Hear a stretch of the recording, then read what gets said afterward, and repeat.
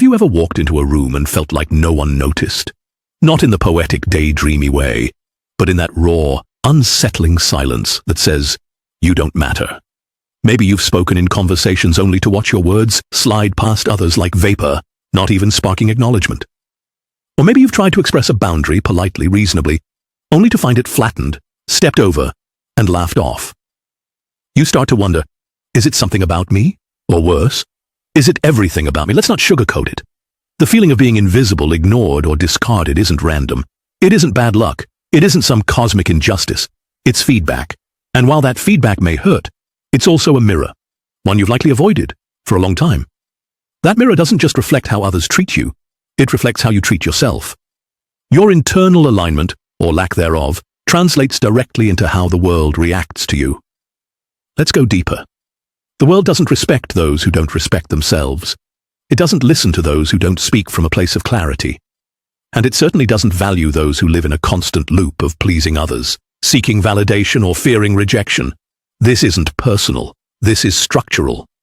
Just as a poorly built house collapses in a storm, a person without an internal foundation collapses in the pressure of social dynamics. And here's the first uncomfortable truth. If you feel consistently ignored, it's because your presence is not anchored, not defined, not protected. What you call kindness might just be fear in disguise. What you label as flexibility might be chronic avoidance. And what you describe as understanding might be emotional self-erasure. These behaviors don't read as virtuous. They read as unstable. And whether they know it or not, people instinctively pull away from instability. That's why people cross your boundaries. They can sense you don't really believe in them. That's why no one listens to your words. They're not rooted in conviction. That's why you feel invisible, because your presence isn't tethered to something solid. You see, it's not your tone. It's your center. It's not what you say. It's the structure behind it. Even when you're silent, your posture speaks. Even when you smile, your body language reveals. Even when you say yes, your hesitations shout, I don't mean it. Now, let's bring in someone who understood this centuries ago, Niccolo Machiavelli. Most people misquote him. They cherry-pick phrases like, it is better to be feared than loved, and think it's a call to cruelty. It's not. It's a call to presence. What Machiavelli saw, clearly, brutally, was that the world is not kind to those who cannot hold themselves. That chaos consumes those who avoid inner structure. In his writings, particularly the discourses on the first 10 books of Titus Livius, he makes a powerful comparison. A republic that loses its internal discipline, no matter how good its laws, will not stand. Laws mean nothing if the spirit that enforces them is weak. Replace republic with you, and the metaphor becomes hauntingly personal. Your rules, your values, your self-talk, these are your internal laws. But if the person enforcing them is constantly shaken by emotion, fear, guilt, or shame, those laws don't matter. You will bend. You will collapse. And the world, as it always does, will press harder, testing your boundaries, measuring your weight, deciding if you matter. You cannot plead your way to respect. You cannot out-nice people into listening to you. Respect is not begged for. It's not gifted. It's reflected. It's a response, a mirror of the strength you carry within. So if the mirror of life is showing you neglect, look inside. Don't ask, why are they doing this to me? Ask, where am I unstable? We're not talking about arrogance. We're not talking about becoming a tyrant. We're talking about clarity, solidity, the kind that says, this is who I am. This is what I stand for. This is what I do not allow. No noise, no begging, just presence. People don't ignore the strong. They may love them or hate them, but they see them. And right now, the question you must face is, do people truly see you, or just pass through you? Let's pause here. If you're still reading, if you feel this in your gut, it's because something in you is stirring. A part of you already knows this truth. You've just never heard it put this plainly. You're not just unlucky. You're not too nice. You're out of alignment. And the world is reacting accordingly. This isn't about blame. It's about ownership. Because the moment you take responsibility for your internal structure is the moment the external world begins to shift. And that, my friend, is where true reconstruction begins. not with louder words, but with a stronger center. In the next part, we'll dive deeper into what that internal structure looks like, why boundaries fail, how emotional inconsistency dissolves authority, and why kindness without strength is the fastest route to becoming invisible. But for now, ask yourself, do I truly know what I stand for? And do I carry that with enough gravity that others feel it, even when I say nothing at all? You may be intelligent, articulate, even admired by some, but none of that will matter if your emotions are the ones running the show. Here's a bitter truth. You can build the most beautiful external image, say all the right things, read the best books, and still live like a puppet, jerked around by moods, fears, and impulses. People might see your potential. They might even root for you, but they won't trust you, not deeply, if your actions are dictated by internal chaos. Because the world doesn't respond to intentions. It responds to consistency. Let's bring this down to ground level. When someone looks at you and can't tell who you'll be tomorrow, their respect retreats. When your mood shifts every hour, your decisions wobble. When your yes today becomes, I'm not sure, tomorrow, your voice loses weight. And when your stance softens every time you're challenged, your authority dissolves. This isn't about being cold. This is about being anchored. The problem isn't your emotional depth. It's the lack of leadership over it. Your feelings are not the enemy. But when they steer the wheel, they crash you into places you never intended to go. What does this look like in real life? Saying yes when you mean no, just to avoid tension. Laughing at comments that actually hurt you so you don't seem dramatic. Allowing your standards to be crossed, then justifying it with, they didn't mean harm. Speaking your mind, only to retract it because someone gave you a weird look. These aren't random behaviors, they're patterns. And patterns, repeated long enough, become identity. People start to recognize you, not for who you want to be, but for how you collapse. And here's the thing, you can't fix this with more charm. You can't be nice enough to be taken seriously. At some point, people don't even hear your words anymore. They watch your energy. They observe the tremble in your voice, the dart of your eyes, the way you shrink when disagreement appears. That's where they decide. This one, easily swayed, and the decision is made, quietly, often permanently. You're not being punished, you're being read, and what the world reads is not your potential, your knowledge, or your kindness. It reads your posture, your emotional coherence, your predictability. This is why Machiavelli emphasized internal discipline above all else. A state, no matter how grand, will fall if its internal foundation is soft. Likewise, a person will be ignored, dismissed, or manipulated if they cannot govern themselves. You may be screaming on the inside, but I'm trying my best. Yes, but effort is invisible if it lacks direction. People don't see your struggles. They see the cracks. Emotional instability isn't always explosive. It's not always yelling or crying. More often, it's subtle.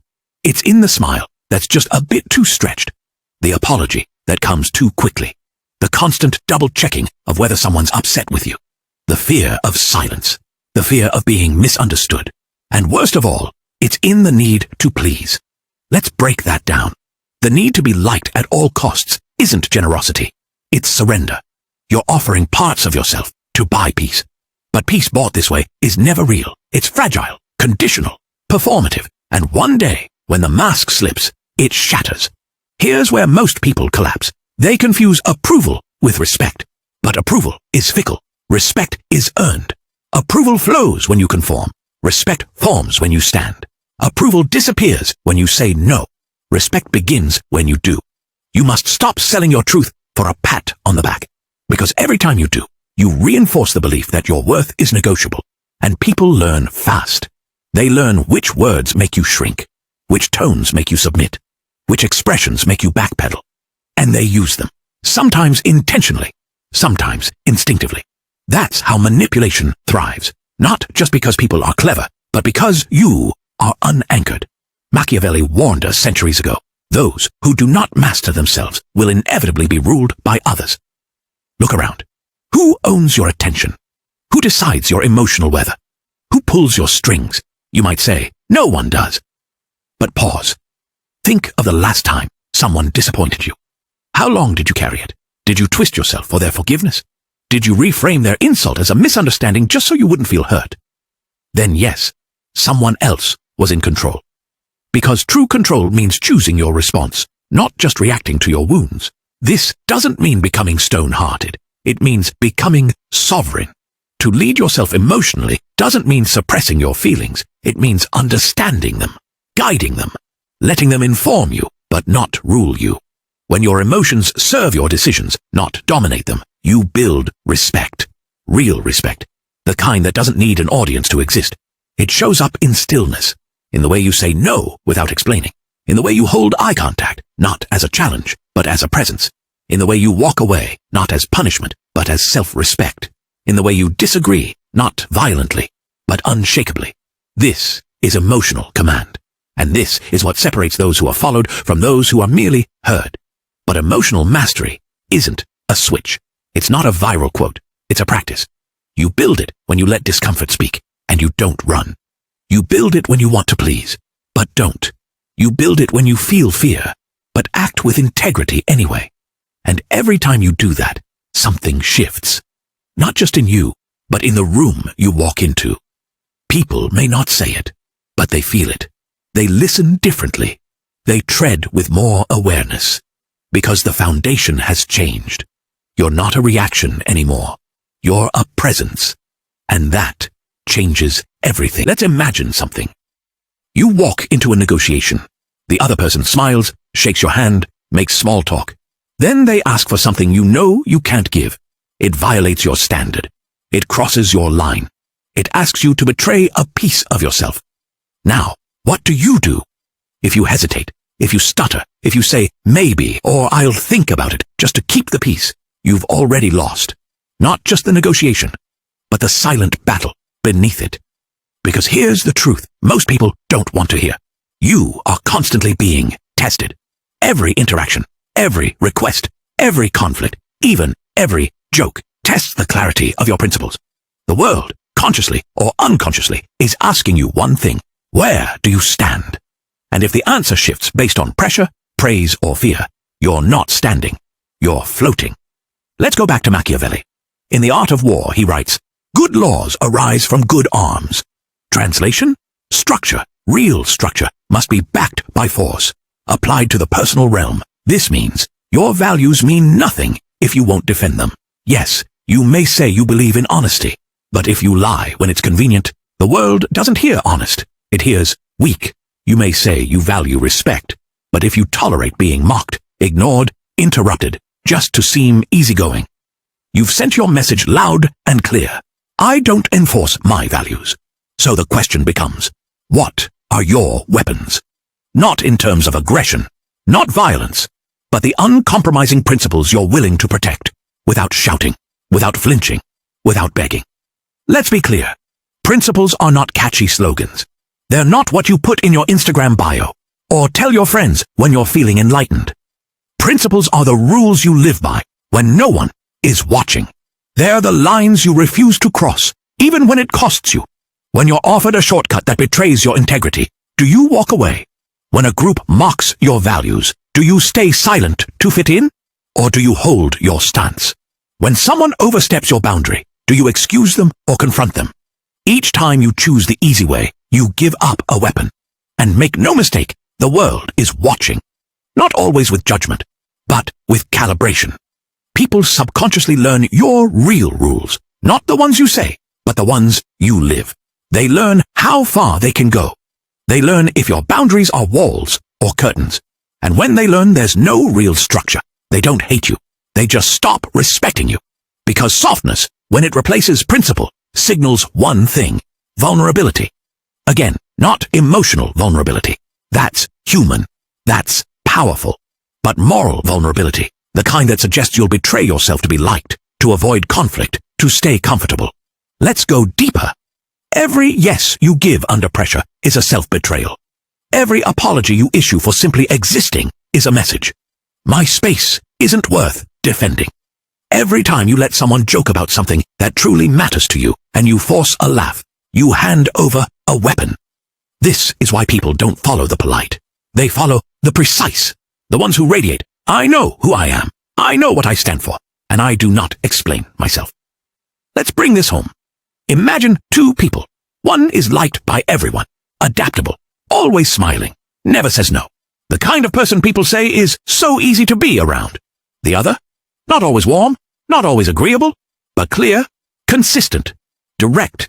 You may not love them, but when they speak, you listen. When they act, people adjust. Guess which one gets respected? We've been taught a lie, that popularity equals power. It doesn't. Respect is heavier than affection.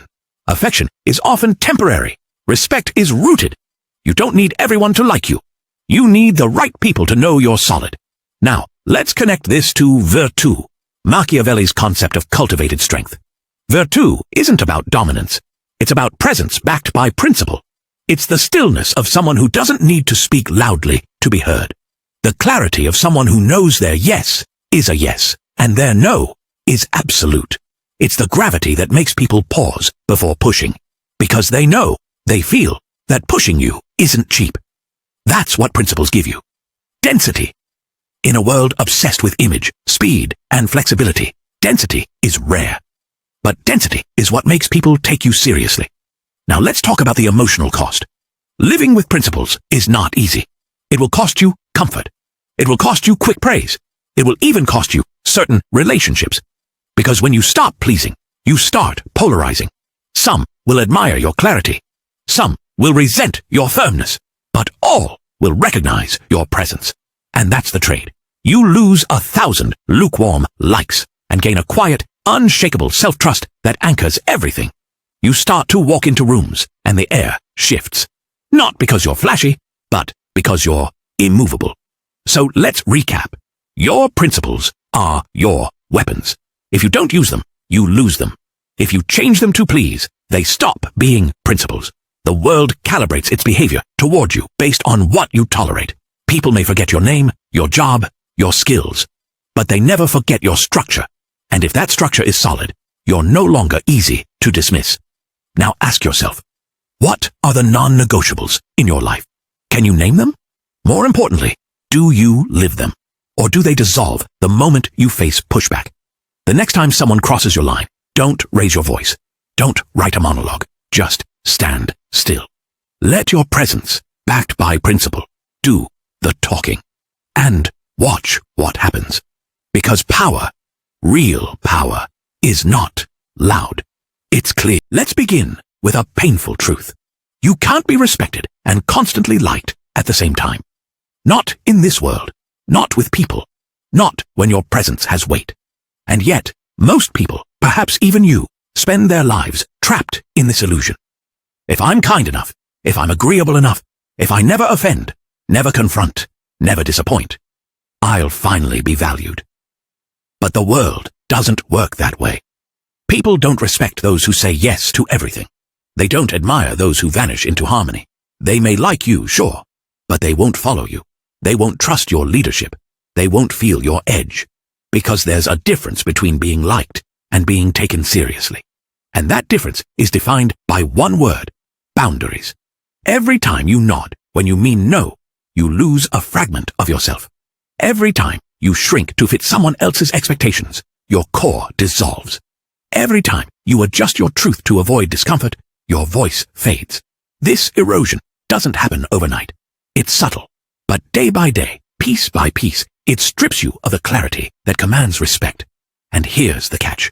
Most of this pleasing isn't even conscious. You've internalized it from childhood, from relationships, from a society that rewarded silence and punished strength, especially quiet strength. Maybe you learned that being nice meant safety, that avoiding conflict kept you loved, that making everyone comfortable was your responsibility. And now you carry that weight like armor, soft, heavy, suffocating. But you're not fooling anyone. Not them. Not yourself. Not life. Because the world doesn't just hear your words, it reads your energy. And the energy of the people pleaser is always the same. I don't trust that being myself is enough. That's the real issue. You don't trust your own presence. You doubt that firmness can be warm. You fear that truth can be loved. You suspect that saying no means you'll be abandoned. So, you perform. You soften. You become agreeable at the expense of identity. But listen closely. Every time you trade clarity for approval, you pay in dignity. and dignity, once lost, takes work to rebuild. Here's where Machiavelli's voice echoes louder than ever. It is much safer to be feared than loved, if one must choose between the two. This isn't an endorsement of cruelty. It's a wake-up call to authenticity. Because what he really meant was this: when you stop trying to be universally liked, you finally begin to be truly respected. The world respects what it cannot bend. It respects what's rooted. It respects those who carry silence like a sword. Let's break that down into something real. You're in a conversation. Someone says something that crosses your line. The old you laughs, makes a joke, changes the subject.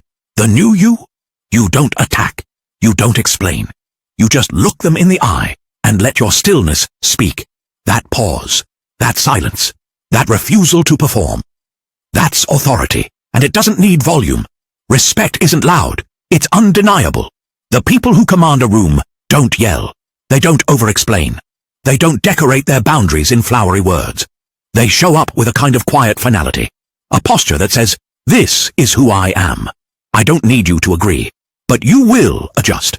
That's power. But to hold that kind of presence, you must give something up. You must renounce the addiction to being liked by everyone. You must endure the discomfort of disappointing people. You must accept that clarity creates distance, but also depth. Because the truth is, you cannot form meaningful connections until you are willing to risk disconnection. And that is the paradox.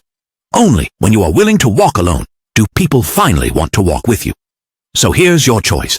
Stay soft, agreeable, endlessly flexible, and be liked by many, but respected by few. Or become clear, firm, unapologetically honest, and be misunderstood by some, but remembered by all. You can't have both. And deep down, you know this. You're tired of apologizing for your standards. You're tired of watering yourself down to make others comfortable. You're tired of feeling that your worth must be proven, bargained for, negotiated. It doesn't. From this moment forward, your job is not to be palatable. Your job is to be authentic, to live so close to your values that people feel your boundaries without you needing to name them, to walk in your own name, not the version you molded, to avoid judgment. And yes, it will be uncomfortable. You'll feel guilt. You'll feel doubt. You'll want to retreat, but push through, because on the other side of discomfort is a new way of existing, rooted, grounded, respected. And it starts not with shouting, not with proving, but with a whisper. Enough. Enough pretending. Enough pleasing. Enough begging to be seen. You don't need permission to be real. You just need decision. So make it. Today. Say it out loud or write it in silence. From today on, I choose respect. Not the kind that comes from force. The kind that flows from presence, from internal alignment, from living so truly in your structure that the world begins to shape itself around you, not the other way around. This is your turning point. Not when the world changes, but when you do. And the moment you stop running from your truth, you'll feel something new. Not comfort, not applause, but gravity. The kind of gravity that makes people listen. The kind that changes rooms. The kind that builds empires from the inside out. Welcome back to yourself.